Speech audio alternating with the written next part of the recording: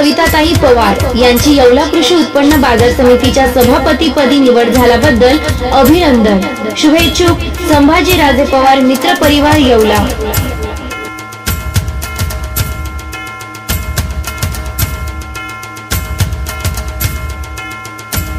धुळगाव यरणगाव रस्त्याची दुरवस्था, शेतकऱ्यांनी केले खड्ड्यात वृक्षारोपण।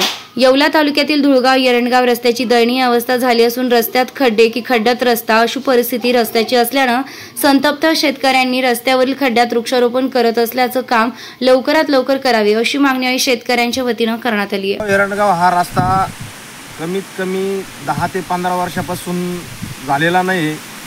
आज पावसाळ्याचे दिवस आहे, अतिशय खड्डे या रस्त्यात पडलेले आहे। प्रशासनाचं या ठिकाणी दुर्लक्ष आहे। प्रशासनाचं लक्ष वेधण्यासाठी आज या ठिकाणी धुळगाव येथे यरणगाव धुळगाव रस्त्यावर आम्ही वृक्षारोपण करून शासनाचा या ठिकाणी निषेध केला आहे।